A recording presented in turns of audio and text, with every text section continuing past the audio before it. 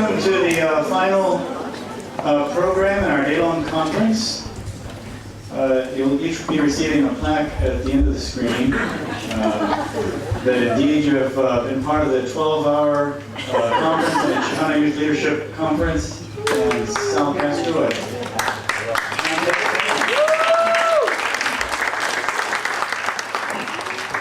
In case you don't remember me from 12 hours ago, when we began, I'm Chon, Noriega, the director of the Chicano Studies Research Center. It's longer than the blowout.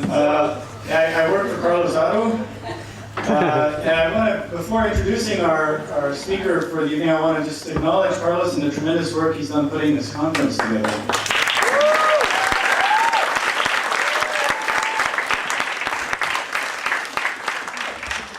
You don't have to come in on Monday.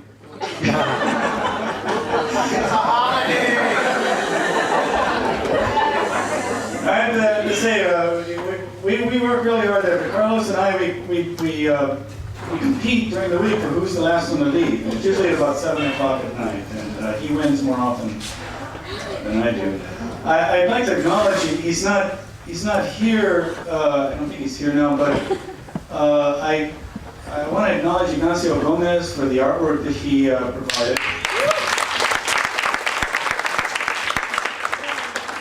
And if you ever visit the center, you'll see in our front office we have a very large silk screen that was donated to the center by him of Zoot Suit. Now what I'd like to do is briefly in introducing Moctesuma Esparza is to make an argument for how Sal Castro is responsible for me having my job as a professor here.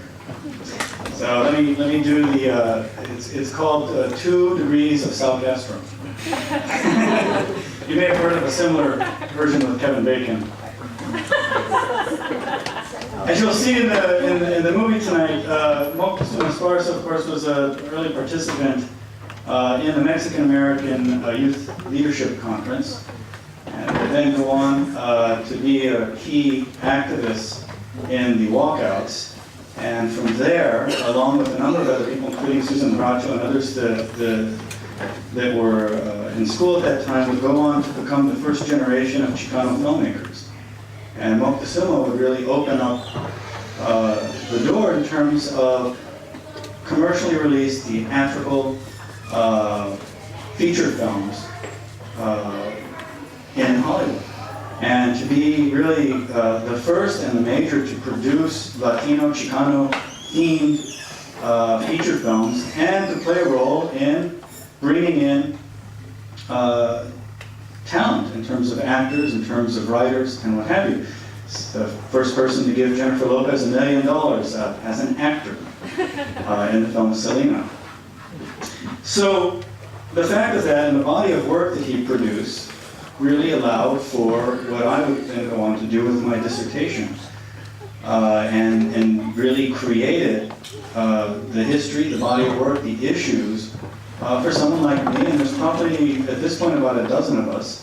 I don't know if Sonny is here, but one of my students who now teaches at Loyola Marymount, Sonny Espinosa, is also part of that legacy. So I want to thank Sal and also Moctesuma for making it possible for someone like me to have been here at UCLA since 1992, following their tradition and trying to raise as much hell and keep the bloody foot in the doors so that we can continue to fight for access at this institution, because it's a public institution, it's our institution, and when we see the numbers of Chicanos that are allowed into this institution every year go down, while the population goes up, this is a tremendous issue, and I think that this film, and film, the way it reflects the work of Moctesuma and Sal and many others, is an important lesson in terms of how we must continue fighting to keep that access. So with that, I'd like to turn it over to Moctesuma and just say that when this film came out, I know a lot of us were excited, and particularly friends, Harry Gamboa and others who were going to be in the film, see, what are we going to look like? Dinner. They did a good job of casting, let me tell you. And I was just thrilled, watching the person who was portraying Moctesuma, because it really conveys a certain sense of Zen, kind of peace and at the same time activism that he has and has always had. And it's interesting to see that reflected, plus the fact that I didn't realize it, but he was the tallest Chicano in East LA. This is some really good casting, and it's accurate, it's a lesson, and I'm going to turn it over to Moctesuma to introduce the film.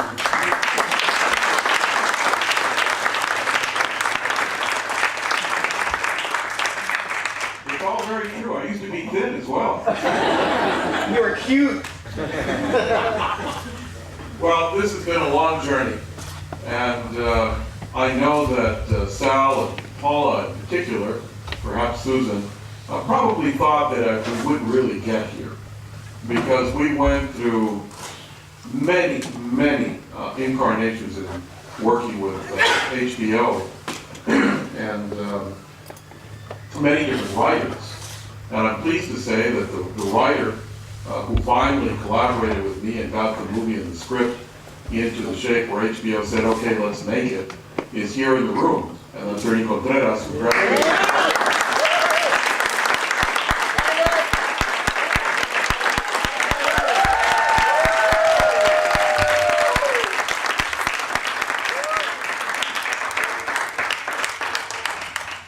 Yeah, I do think that it was not only his talent and skill as a screenwriter, but the fact that he lived through the walkouts. He was here at Garfield at that time that made this decisive difference in capturing that moment in time. So I want to thank Ernie for his collaboration. I'm going to tell you a little bit about the process of what it took to actually finally get HBO to allow us to make the movie. And because this is a movie that is based on real people, almost all of whom are still here with us, including Sal, who avoided watching the movie, I think, for about 20 screenings he got invited to, would show up at the end of the screening and check out to see, did they like it, what did they think of me, how'd I look? Well, Sal, why don't you stay here watching yourself? And no, I don't want to see it, I want to wait for the big premiere. And so after he got enough reports, then he finally decided that he watched the movie.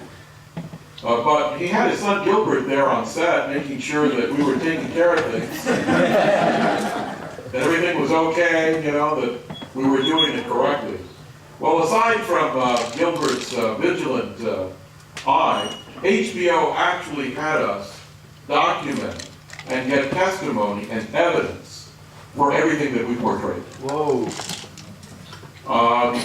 So all the scenes where people say particular things, even though it is a dramatic movie and we combine things, we had to get a reference from someone who gave testimony in order to have the legal department at HBO sign off and say, yes, this is okay.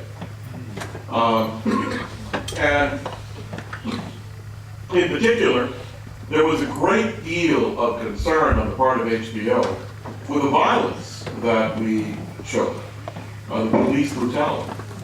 And so we actually had to go through a process, even before we filmed and after we filmed, where I had to get, and Eddie almost had to get, testimony from people that yes, young girls did have their hair pulled, that yes, the batons were used on girls, that yes, people were climbing over fences and batons were used on their legs so they fell to the ground, that yes, they were thrown out from stairwells and flew through the air and hit the ground.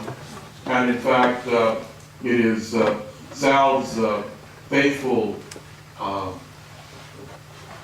assistant who takes care of the Chicano Youth Leadership Program who gave us some of the key testimony. You want to stand up and tell them?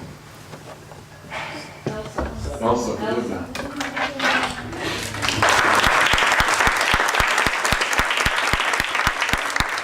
There is a moment in the movie that is there because of you. I want you to tell them. Oh, I remember this because it was on my birthday, and I was a 10th grader at the time at Roosevelt. I didn't participate in the actual walkout, but I did observe it from the second floor of the cafeteria. And I observed the students breaking through the fence. They were swinging the fence back and forth until they broke through. But before then, there was an object that was thrown at the principal. The principal was out there trying to keep the kids from spilling out through the gates, and there was an egg that was thrown, and it hit him on the head. That I do remember. Thank God it was an egg. But I believe other objects were thrown, but he was the one that received the egg. But the kids actually broke through the fence. I believe it was the fence on Mott. Yeah. And they just spilled it out. That's when the police were also on campus. They were dressed in the riot gear, and they had the gloves and of course the white helmets. And they surrounded the school. I can't talk about it. You'll see it. And it was because of Elsa's testimony that we were able to film some of the sequences. And we had to get multiple people to give us that evidence, including actually finding film footage, which Susan Rasso, where are you, Susan? Are you still here? She left. Well, Susan found footage in the vaults of CBS and some of the other stations that we then actually recreated with the same action in order for us to be able to get HBO to say, yes, okay, this is real, this really happened, you can film it. And leave it in the film after we shot it and edited it, because when we cut the film together, the sequence at Roosevelt and Belmont, they felt was so long and violent that they felt that it numbed people and would push people away. Our feeling was that it had to be shown, and that in fact it was only a fraction of what happened. And that what had happened in many other cases was far worse. So what you're going to see is a movie that was highly researched, very carefully documented, and even though we have taken some Hollywood liberties in regards to combining a few characters and a few moments, we actually have testimony from various peoples for just about everything in the movie. And even though we had been working on getting this movie made for over 6 years at HBO, I think that it was providence that we didn't get it done sooner. Because we would not have had the cast that we ultimately got. Michael Pena was unknown months before we cast him in the role of Sal. And we had to go through 3 casting auditions with Michael, where Eddie Olmos and I said, this is a guy that's got to play Sal Castro. And HBO did not know who he was, did not believe that this was the right guy, didn't think that he would have the star power. And then all of a sudden, he started getting some critical reviews for what he did in Crash. And then all of a sudden, Clint Eastwood offered him to lead in the movie about Iwo Jima, and Oliver Stone offered him to lead in the movie that is about to come out right now about the policeman in the 9/11 tower, so the 9/11 movie. So all of a sudden, we were in a situation where we were about to lose him to those 2 other movies because HBO had not wanted him. And then all of a sudden HBO said, well, now he is an essential element. If you don't get him, you don't get to make the movie. So we had to negotiate with Oliver Stone because the Clint Eastwood movie conflicted with Oliver's movie, and Clint wouldn't wait and offer the movie to someone else. So we had to negotiate, and we actually had to twist ourselves in terms of our schedule so that he could be in both movies. So things happen in their own time. And certainly the effect of the movie, once it was finished, we took about a month before it aired on the 18th, went across the United States and screened it to about 20,000 people, all over Texas, New York, Atlanta, Chicago, Albuquerque, Phoenix, Denver, El Paso, up and down California. About 20,000 people saw it. And these 20,000 were, generally speaking, all activists. They were all people who were involved in the Chicano community or the Latino community in one way or another. And they were all then involved in these huge marches that occurred within 2 weeks of the movie premiering on HBO. And then the huge walkouts that occurred at the same time. For the longest time, the 20,000 students that walked out in 1968 had constituted the largest high school protest in the history of the United States. Within a day after it screamed, walkouts eclipsed that number. 40,000 here, 50,000 there, apart from the marches. And we know that the movie has been broadly pirated on the internet, and that students have been watching the movie in their homes, in their community centers, analyzing the movie, tearing it apart, and figuring out how to organize from the movie and building that. And that, in fact, was our intent. Eddie Olmos and I both said to each other, there are going to be walkouts after this movie comes out. Yep. And Providence made it so. So, I know that you all want to watch the movie instead of hearing me talk. And I know that you're waiting for Sal Castro at the end. We'll see whether or not Sal sits through it. He's already, I think, left the room. And maybe he doesn't like the way Michael Pena imitates his walk. Yes, Sal. Well, tell us, number one, how long it took to actually film it and what the budget was. The budget was $9.5 million, which is actually a very low number for a period movie with thousands and thousands of extras. We originally scheduled the movie for 42 days of filming, but the budget that we got only allowed for 25 days. So what we did, and the budget had come in at $10.5 million, HBO said you got $9 million. So in order to cut out $1 million and then trim the budget till we get it till $9 million, we folded the schedule on top of itself. And I filmed with 2 units. So we literally had 2 directors of photography, 2 sound men, 2 directors, it was Robert Young and Edward James Olmos, filming for almost the entire period. So Eddie directed 26 days ultimately, and I think Bob Young directed about 15, 16 days. And the actors would go from one set, go upstairs to another room and film, or go around the corner and film. And we literally had 2 hot sets going at all times. Wow. And to my knowledge, I don't think that's ever been done before. So I don't think it's ever been done in film history, that you had 2 hot sets, 2 directors, first unit. And partially it's because the directors don't want to allow it. Yeah, well, they would not let us give Robert Young the co-directing credit. And HBO didn't want to do that either, even though he deserved it. So it was the way that I cut $1 million out of the schedule.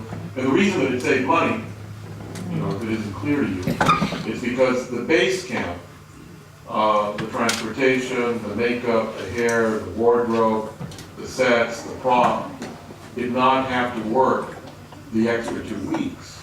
And they could support the 2 units. So instead of having to have 120 people filming for 42 days, we had 120 people for 26, plus another 20 that constituted the second unit. And so the savings were substantial. And having come up with that idea, HBO said, okay, you got it down to $9 million, and then we creeped it up to about $9.5 million. while we were filming, which is one of the things you learn to do as a producer.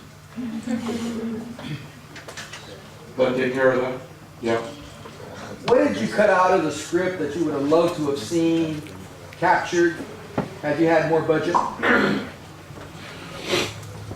We didn't lose anything because of the budget, that we didn't end up with something that actually worked just as well. But there is one scene that we cut out because of budget while we were prepping, and that was the prom sequence.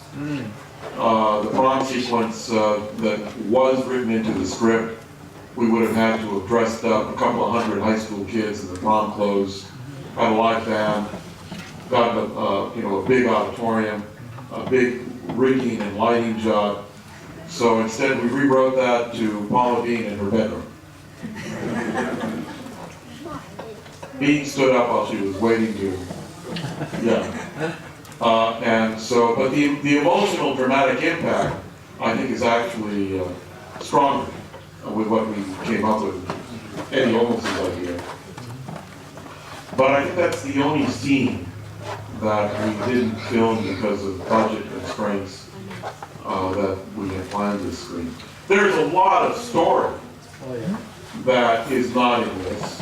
In various versions that we had written, we went all the way through Sal being thrown out of the classroom, the sit-in at the school board, the people being arrested, and then the climactic sequence at the school board. But the decision that we made from a creative point of view was that the story that we wanted to stay with was the high school students. And that story was completed essentially when the walkouts culminated with a school board hearing, and the 13 getting arrested and the students going to City Hall. So that dramatic moment is where we chose to end the story, although you could continue. We could have turned it into a mini-series. Yes? What's been the response to the film from mainstream media or commentators? Is that putting limits on the theatrical release of the film? No, that hasn't put any limits on the theatrical release. The Screen Actors Guild is killing the picture in terms of the theatrical release, which is rather ironic. In fact, just this last Monday, our second appeal to the Screen Actors Guild was denied. And I'll tell you what that means. The critics were generally positive. There were a couple of critics who panned the movie. Variety, who said that it was uninvolving. But generally speaking, the critics were positive. The ratings on HBO were comparable to other movies that were about social issues. So their movie about Martin Luther King or about Rwanda got similar ratings, which for HBO are mediocre. 1.2 ratings, 2 share is what we got. But among Latinos, we had a 5.4 rating, which is almost 3 times greater. So Latinos watched this movie on HBO at a 300% higher rate than non-Latinos. And in the Southwest, the viewership was 20% higher than in the rest of the country. So from HBO's point of view, they were satisfied, because their business plan is to make movies for niche audiences. Their goal is to keep various different constituencies paying the $12, $15 for HBO now. But since you brought up the issue of the theatrical release, it had been our goal. Oh, I just put that in the past tense. Well, I haven't come up with a strategy to beat the Screen Actors Guild yet. Maybe if all of you want to start organizing pickets and calling the Screen Actors Guild racist, we can get their attention. So does that mean that it doesn't come out in a video form? No, it means it won't get to be in theaters. Okay, but what about video? Yeah, it'll be a video in about a year. Maybe sooner. On what grounds is the Screen Actors Guild denying your film?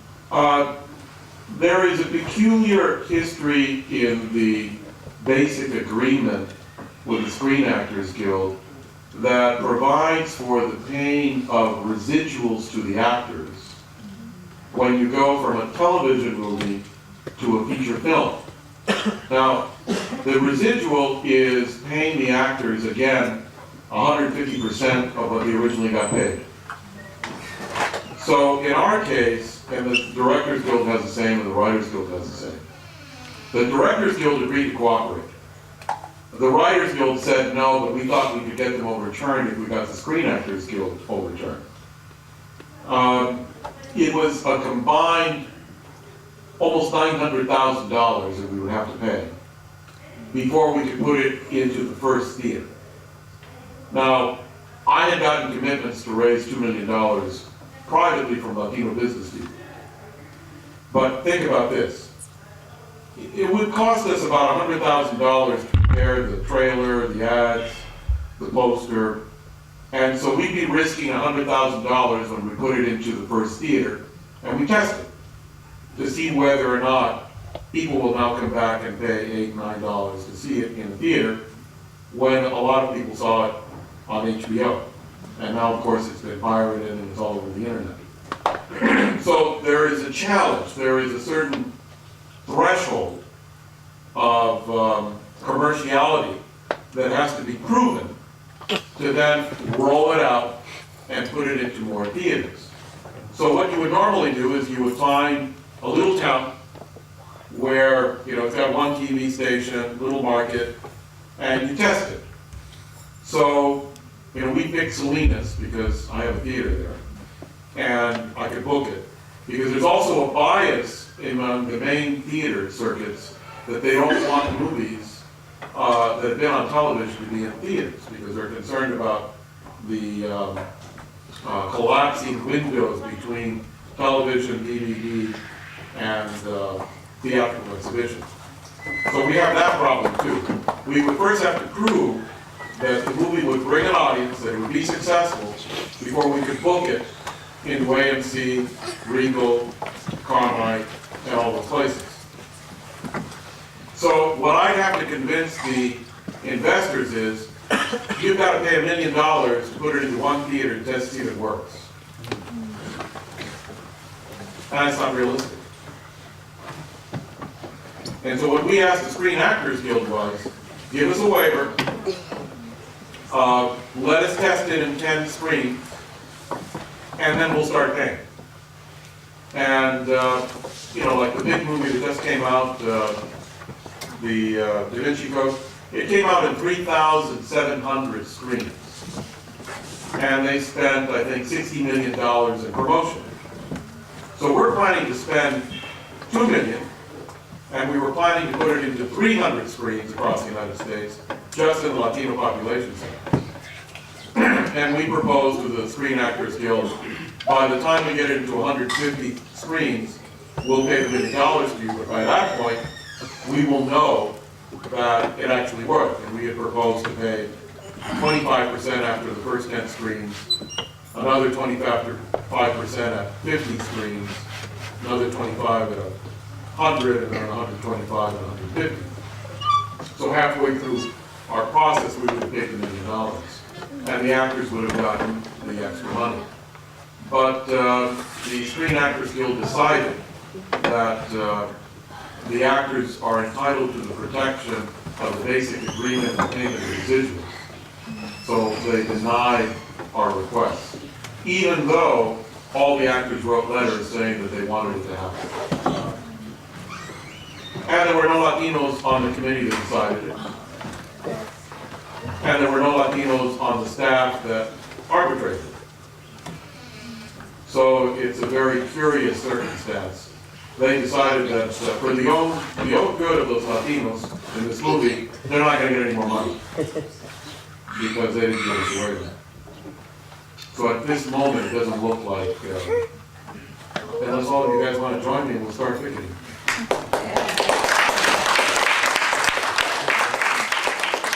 So that's what happened with that. Yes. What about precedent for that waiver? Is there much precedent for that? Don't know, but it's very strange, see, because if a movie plays on a theater and then it goes to television, there is no comparable residual requirement. At that point, it's a percentage of revenue, which is very easy to deal with. You make $100 and you pay them 3, 4, 5%, and you're okay. But if you make $100 and you have to pay them $1 million for the right to test it for the 100, you can't do it. So it's a very strange Catch-22. catch-22. Yeah. Yeah. I'll have this be the last question. Say it again. Can we get the movie going? Oh, he's in charge over there. Sure, we can. Bye.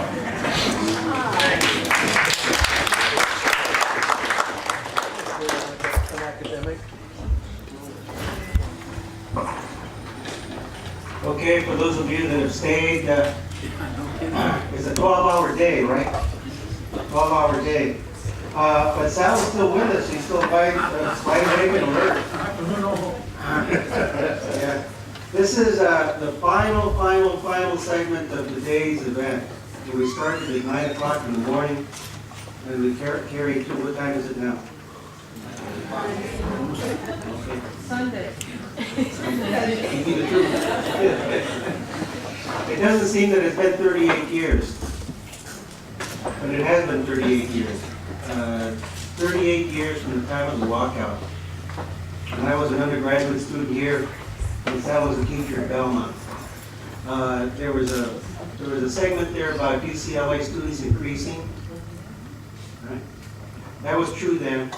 Unfortunately, we have not made much progress since then. We're still in the same situation we were before. We don't get enough Chicanos into this campus. We don't get enough Chicanos into the UC system. We don't get enough Chicanos into the Cal State system. And all of you know the reasons why. One reason is Proposition 209 that was passed by the voters of the state of California. 209, passed by the voters of this state. We're not going to make any headway until that proposition is eliminated. And we're finally beginning to get some people to think about the policy implications of 209. It means that we, many of us here, would not have been admitted into this university in 1968, 1969. Right? We are going to have to do the same thing that Sal encouraged the students to do in 1968. We're going to have to work in the system and make sure that there is change for future generations of Chicanos, for our children and for the children of our children. We're here to commemorate that event, the Chicano Youth Leadership Conference, that's 43 years old, and also the man that stands behind it. And hopefully it will continue for another 4 or 5 decades to come. Sal Castro.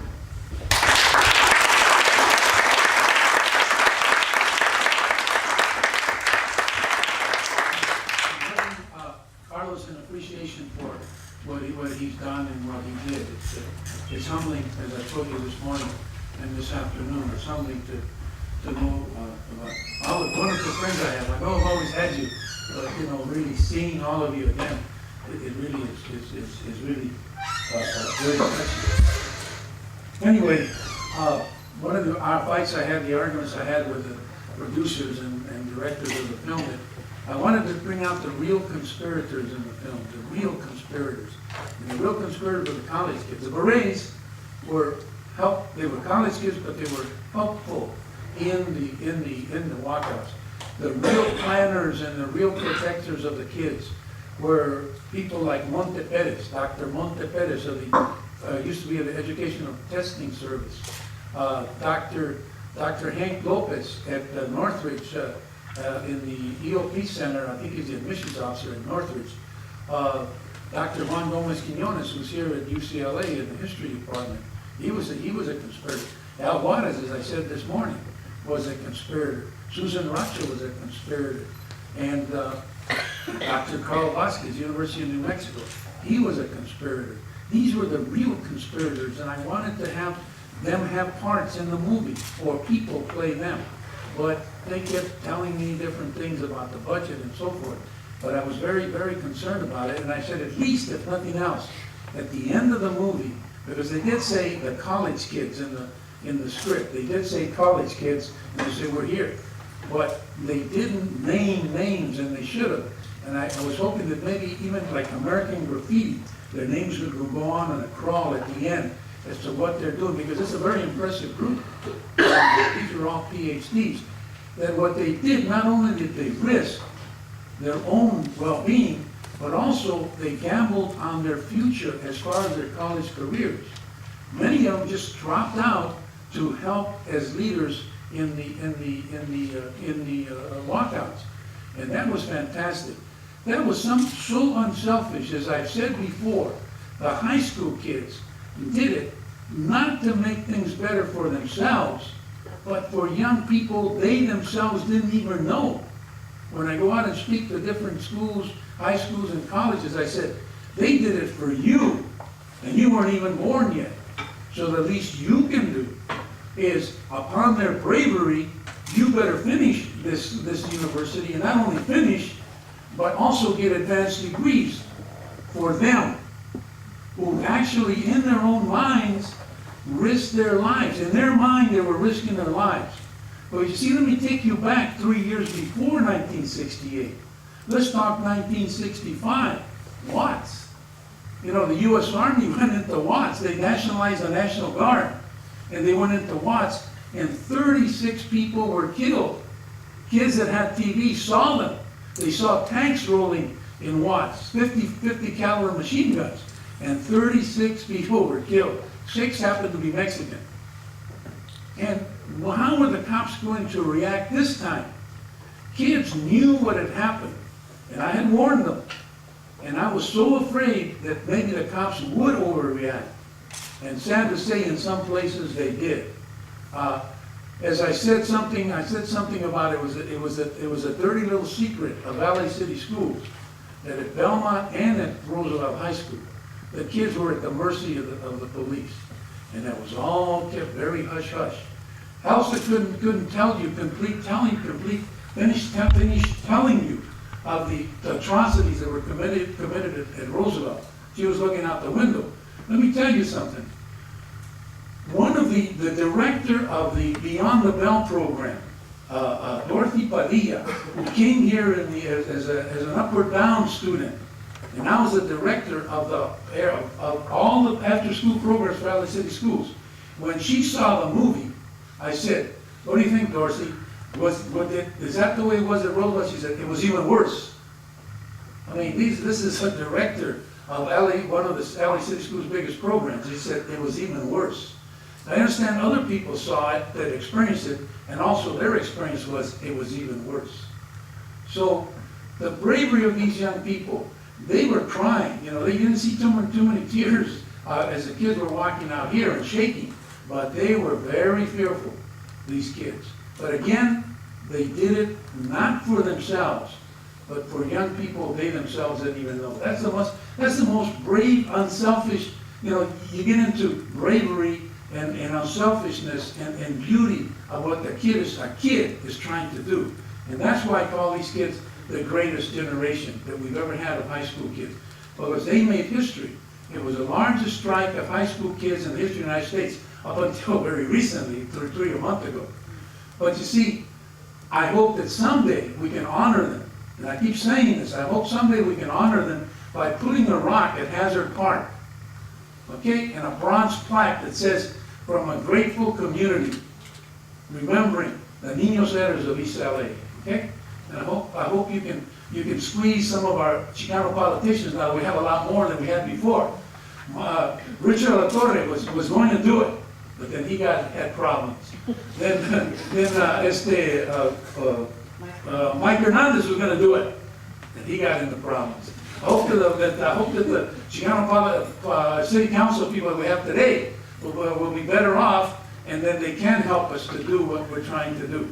But enough of that serious stuff. Let me tell you that I was invited to the White House. You know, can you believe it? I was invited to the White House in 1996 because of this poster and Chicano.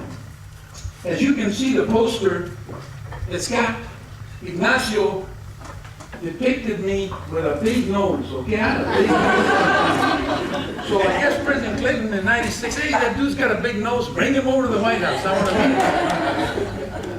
meet him. So President Clinton walks in to the Blue Room. This is now May 2nd, 1996. They were doing a Cinco de Mayo thing. And he walks into the Blue Room with a great big smile on his face. I didn't see Monica Lewinsky anywhere, but he had a great big smile. And because of that, I had to get a Secret Service clearance, CIA clearance, FBI clearance, all this good stuff. So they started sending me very secret stuff. For instance, they once sent me a map of Afghanistan. I said, why the hell would these guys want to send me a map of Afghanistan? Then I started studying it, and it said, because remember, they were trying to tell me where the Taliban and Osama bin Laden was. I look at it, wow, man, this is very interesting. Here is a northern province in Afghanistan, and it's called Aquí no están. This one, no están. Tampoco están. Ande si que están. No sé si están. And my favorite province is que gachos están.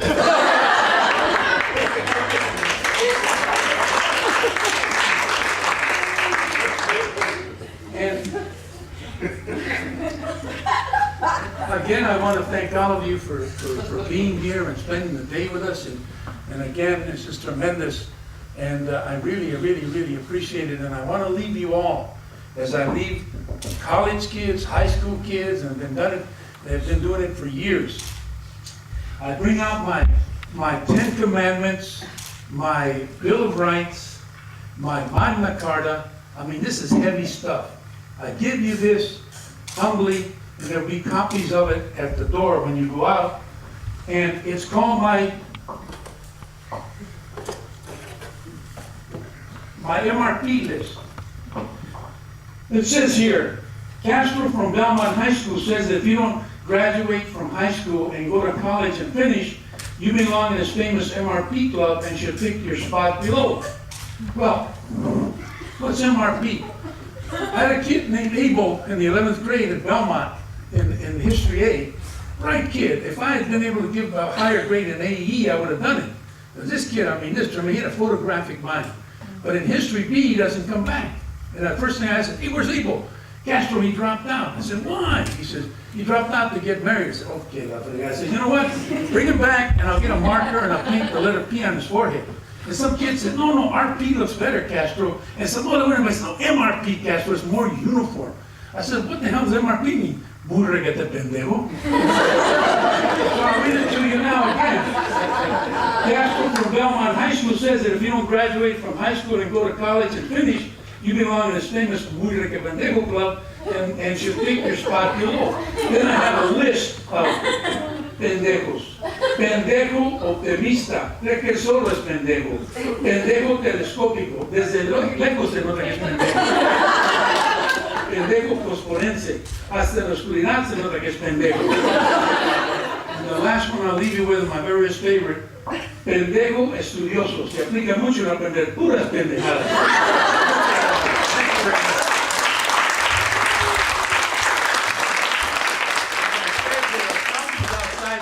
Take them with you. Muchísimas gracias. Muy buenas noches.